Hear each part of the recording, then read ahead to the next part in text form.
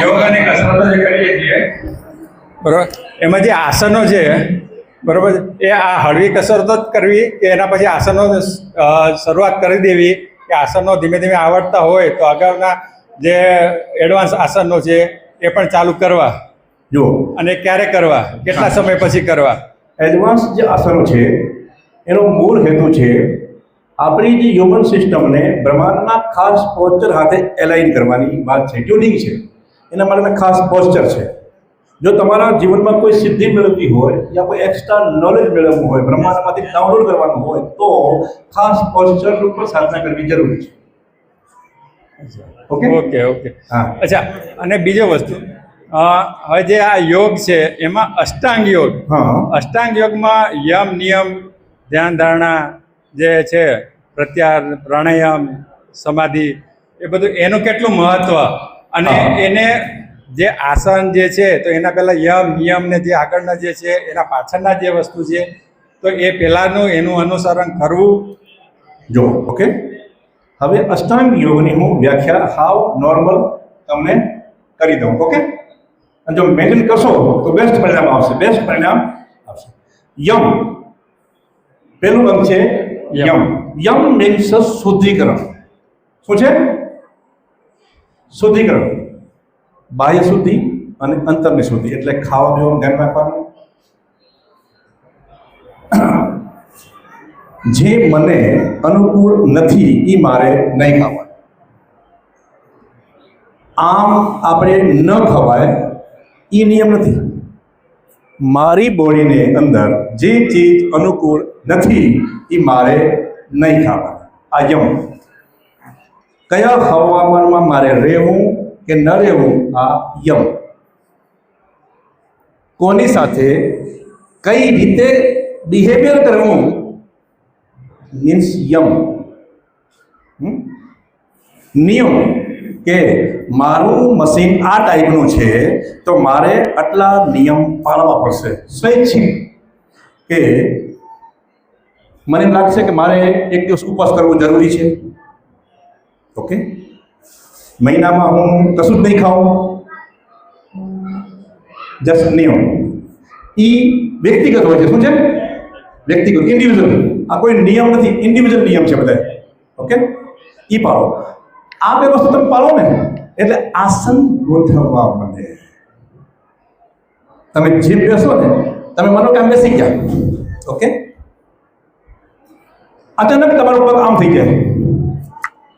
Just beginning. અસલ તમારું posture હવે ત્યાં એલાઇન થાય છે. શું છે? અને એનો પહેલો સ્ટેપ છે આ જેવું ટેન્શન મળી ગયું, જસ્ટ ગોઠવાઈ જાય, ઓટોમેટિક ગોઠવાય અને ઓટોમેટિક આમાં. સ્ટેપ નંબર 2, આને કહેવાય આસન. ઓટોમેટિક થાય.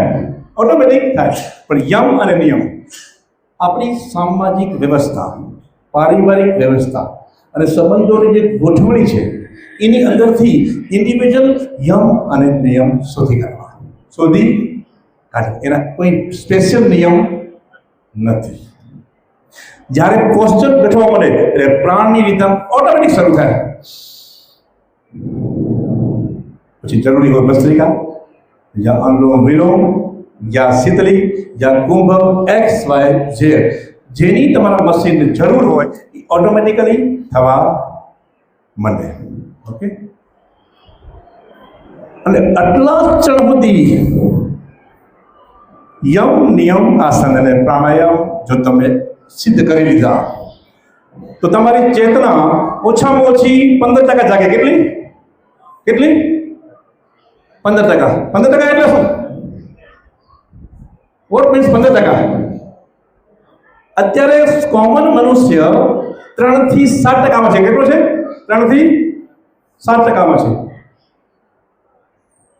બહુ હોશિયાર આઈન્સ્ટાઈન 12% હતો. કેટલો?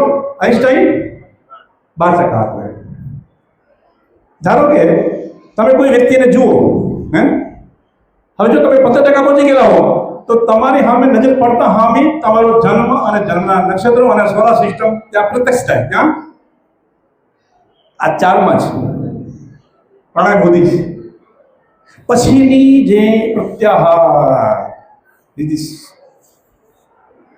અગ્રમે શું અગ્રમે. પછી મરવાની તૈયારી જુએ. જો કે મર્યું કોઈ નથી, મરવા સુધીની તૈયારી. જસ્ટ પ્રત્યાહાર. પ્રત્યાહાર એટલે તમારું શરીર, પ્રાણ અને આત્મા વિખાઈ જાય. શું થાય?